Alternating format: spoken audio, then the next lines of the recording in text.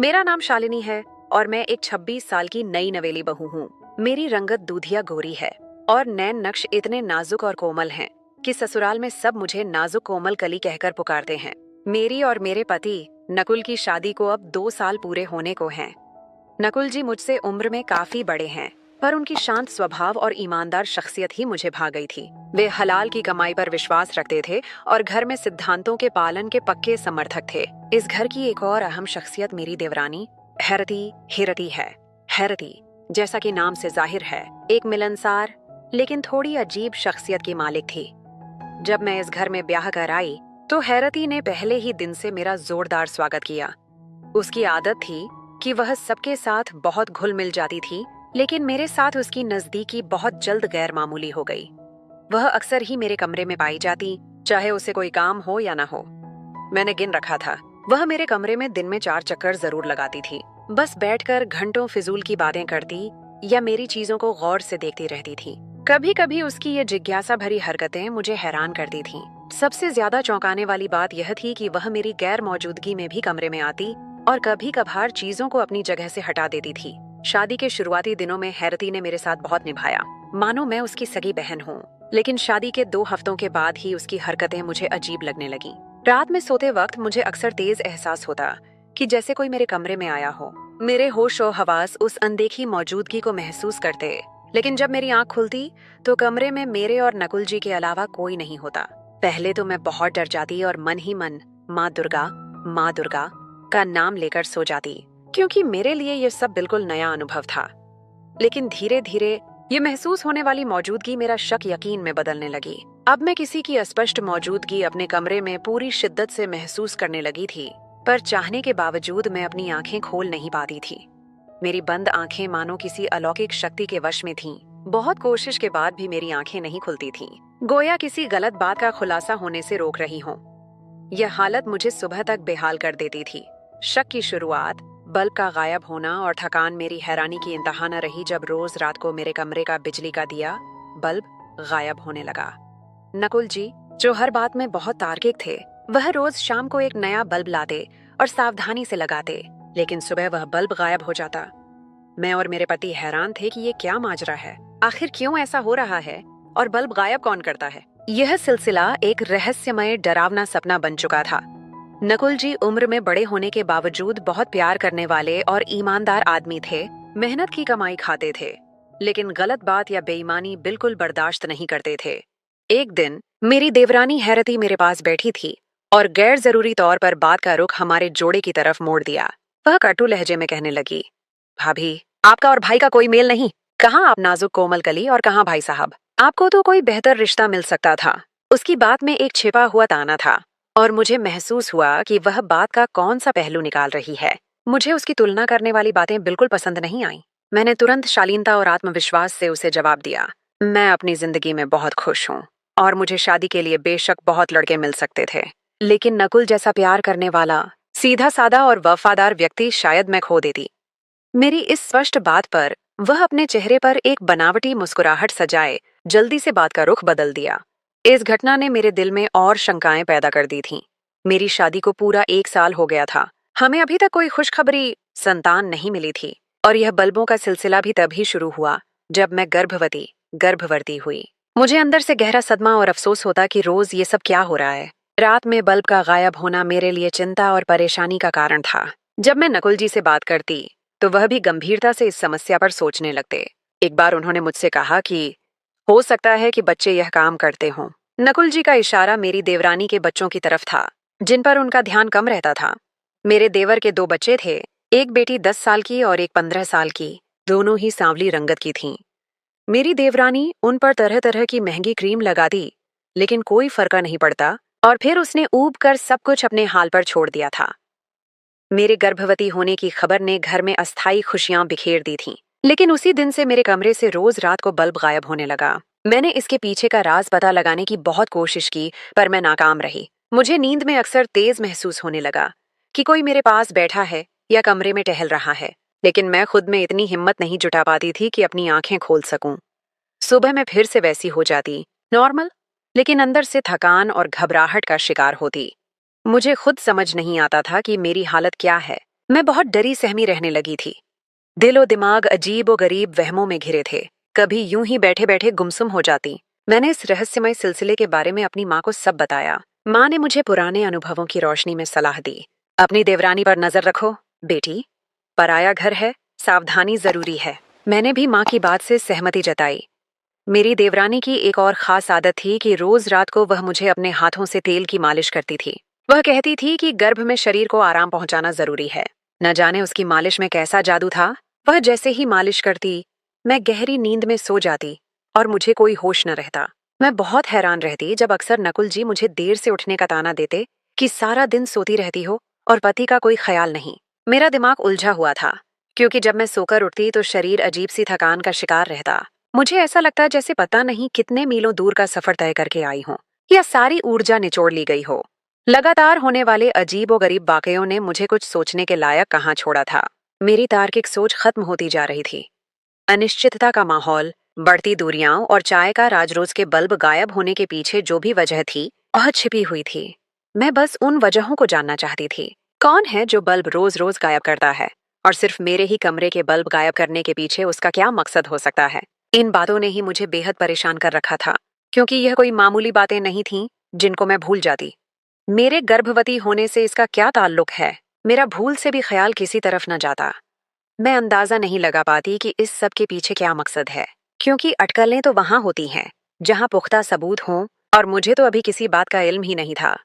हाँ, बस इतना पता था कि यह सब घटनाएं मेरे गर्भवती होने के बाद से शुरू हुई हैं।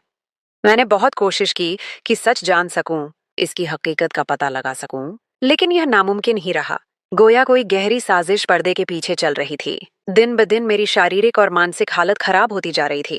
अक्सर जब नकुल जी घर आते तो मैं सोचों में गुम पाई जाती, जैसे किसी गहरे ख्याल में डूबी हूँ। वह मुझे देखकर झुंझलाहट का शिकार हो जाते और गुस्से से डांटने लगते। यह तुम हर वक्त किन ख्यालों में गुम रहती हो और कोई काम नहीं तुम्हें। मैं उनकी बातों पर चौंक जाती और वह नाराज होकर कमरे से चले जाते। हम दोनों के बीच दूरियां बढ़ने लगी थीं। मैं जानने से कासिर थी कि मेरी क्या गलती है। मेरी देवरानी मेरे पास आती और झूठी हमदर्दी से बोलती, भाई की बातों पर दिल छोटा न किया करो, वह बस ऐसे ही बोल देते हैं। मैं उसकी बातों पर भी ध्यान न देती। मेरी सारी इंद्रियां दिन में उस गायब होने वाले बल्ब पर टिकी रह जाती जो रोज मेरे कमरे से गायब होता। उसकी गुमशुदगी मेरे अमन और सुकून को भी गायब कर रही थी। चाय का राज। अब तो मैंने पक्का इरादा कर लिया था कि इस बल्ब का राज पता लगाकर ही रहूंगी। यह मेरे गर्भ के छठे महीने की बात है। मेरा हौसला जवाब देने लगा था, लेकिन इरादा पक्का हो चुका था। एक दिन मेरी देवरानी मेरे कमरे में आई और मुस्कुराते हुए बोली, भाभी, आज मैं आपको अपने हाथों की कड़क चाय पिलाती हूँ। बहुत बारिश का मौसम हो रहा है और चाय के साथ पकौड़े तो बनते हैं। यह उसका आखिरी दांव था जिसे मैं तब तक नहीं समझ सकी थी। मैंने उसकी बात पर यूं ही सिर हिला दिया और वह खुशी खुशी पकौड़े बनाने चली गई।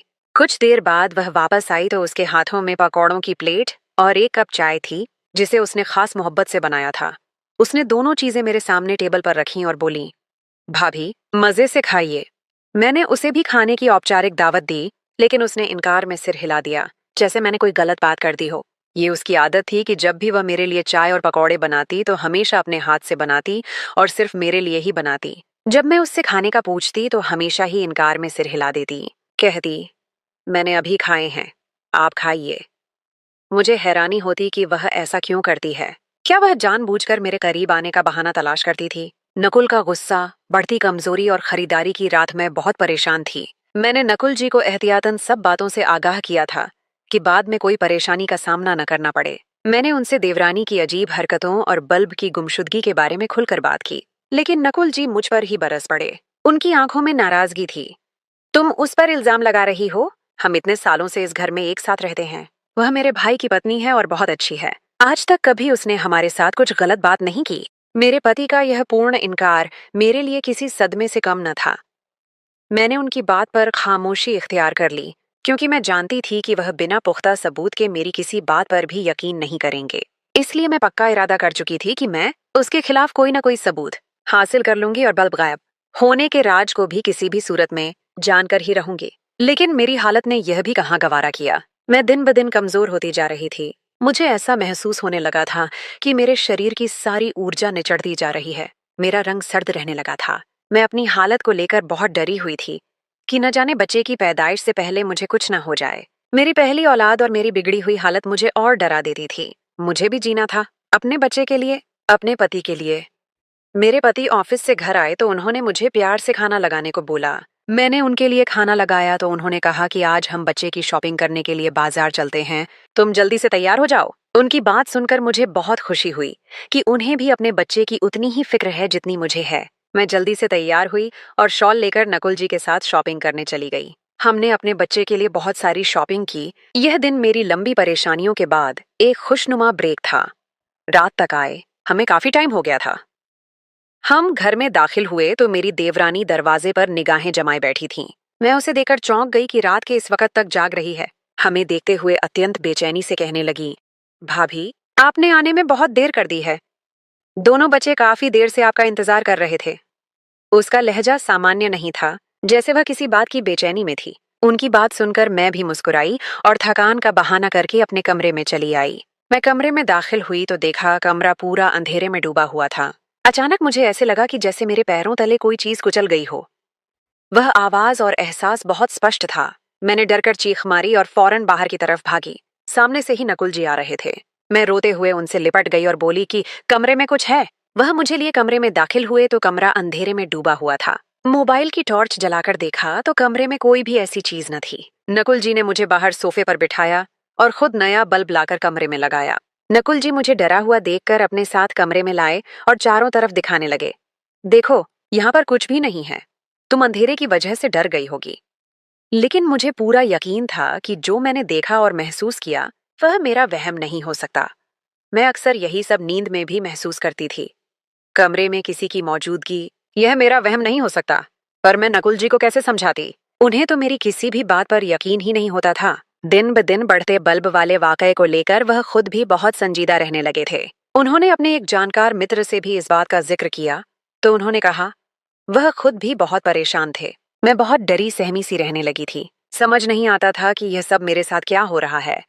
एक रात मैं बिना किसी वक्त तय किए भोर की पूजा के लिए उठी। यह मेरे दृढ़ संकल्प की निशानी थी। मैंने अपनी देवरानी को रसोई की तरफ जाते देखा। उसके हाथ में एक अजीब सी चीज थी। वह छुप छुप कर जा रही थी, जैसे कोई अपराधी हो। मैं हैरान हुई कि रात के इस वक्त वह हाथ में क्या चीज लेकर जा रही है। मैं भी चुपके से उसके पीछे रसोई में आई। जो मैंने देखा उसे देखकर मेरे पैरों तले से जमीन सरक गई। मुझे ऐसे लगा कि आसमान की छत मेरे सिर पर आन गिरी हो। मैंने देखा कि मेरी देवरानी के हाथ में एक बड़ा सा टोकरी डब्बा है, जिसके अंदर तरह तरह के बल्ब रखे हुए हैं। कई दर्जन बल्ब उस टोकरी में मौजूद थे, जो पिछले कई महीनों में गायब हुए थे। मुझे यह तो समझ नहीं आया था कि यह बल्ब किस मकसद के लिए इस टोकरी में रखे गए हैं, लेकिन इतना मैं समझ गई थी कि यह सारे बल्ब वही हैं जो धीरे धीरे मेरे कमरे से गायब होते गए थे। मेरी हैरानी की इंतहा न रही जब मैंने देखा कि मेरी देवरानी ने एक कैबिनेट खोलकर उसमें से इसी तरह के बल्ब का एक और टोकरी निकाला और उसके अंदर से इसी तरह के और कुछ बल्ब निकाले।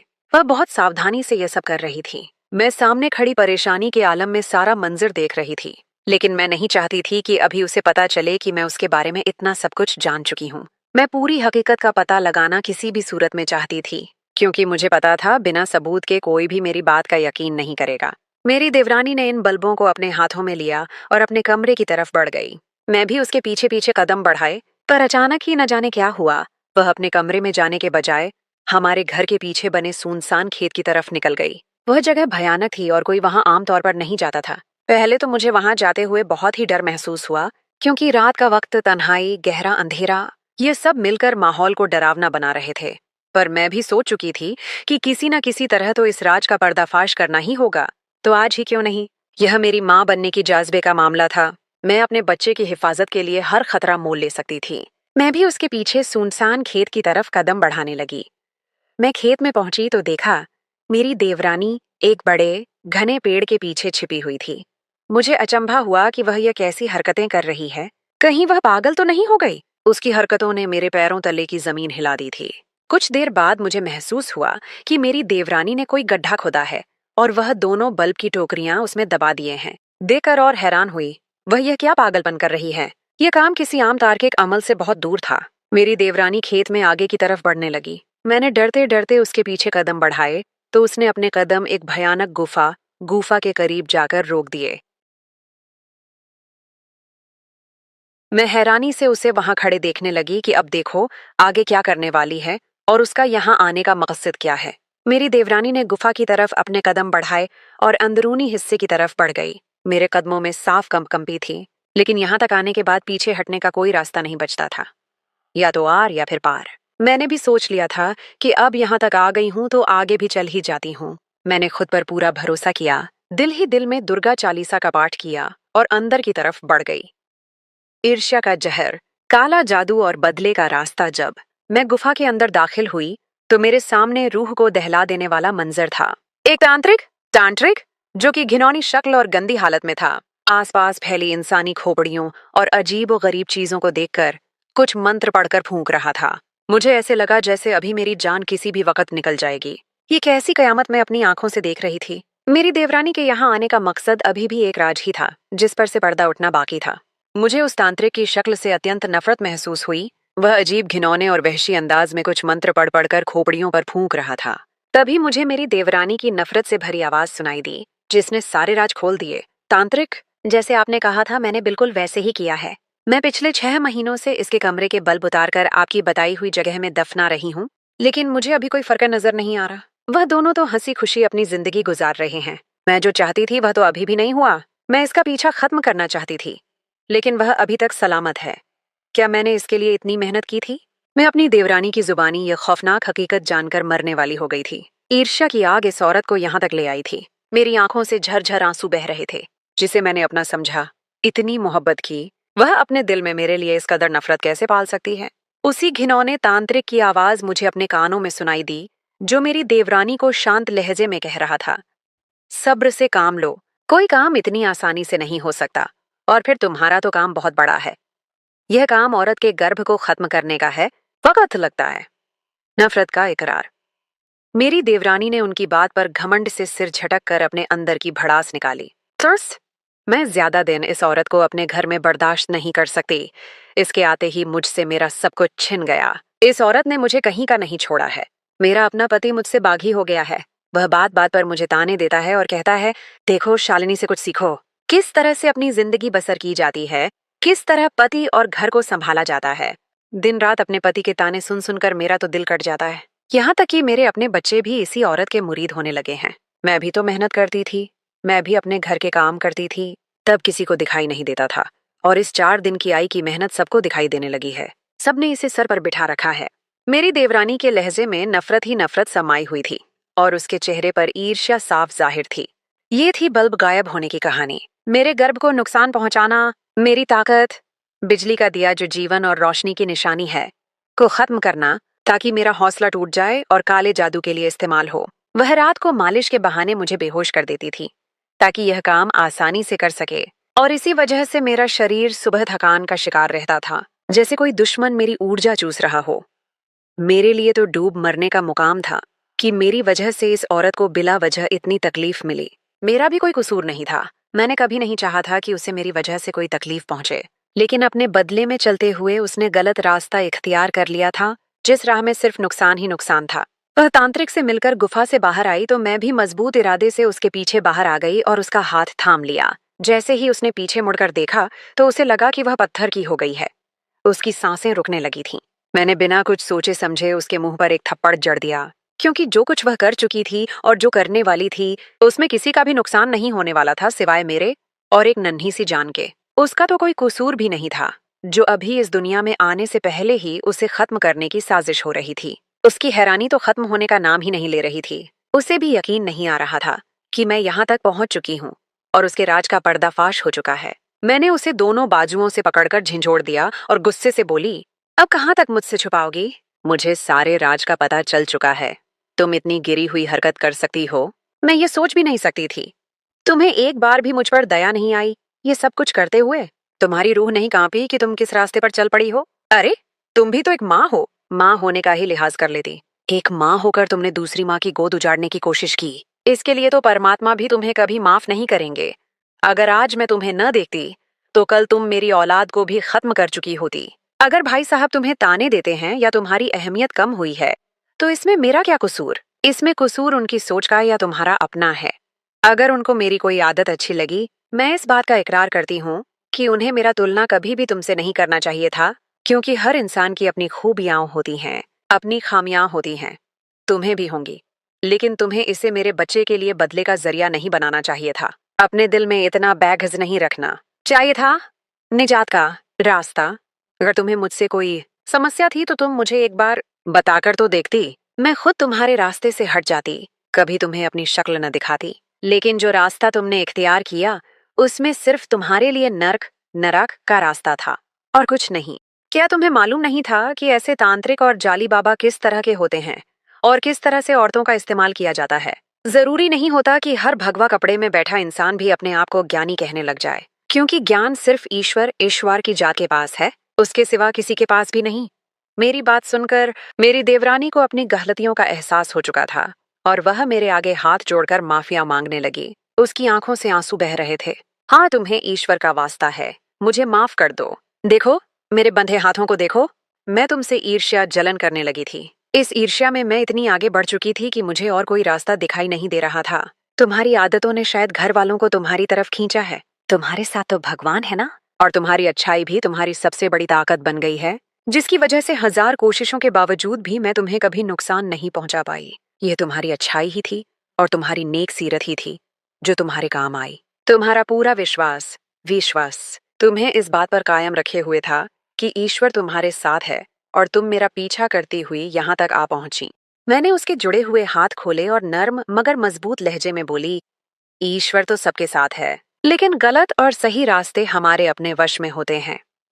ईश्वर ने हमें दोनों रास्ते दिखाए हैं कि यह गलत रास्ता है, तुम इस पर चलोगी तो नर्क की आग तुम्हारे इंतजार में है, और यह सही रास्ता है, अगर तुम इसकी डोर थामे रखोगी तो मेरे और तुम्हारे बीच कोई दूरी बीच में नहीं आएगी। तुम मुझे पा लोगी, और जिसने मुझे पा लिया तो समझो उसने सारी दुनिया को पा लिया, क्योंकि जब रब परमात्मा तुम्हारा है तब सब तुम्हारा है। तुम रब को राजी करो, उसकी मर्जी के खिलाफ जाने में सिर्फ और सिर्फ रुसवाई है, नुकसान है, उसके सिवा कुछ हाथ नहीं आता।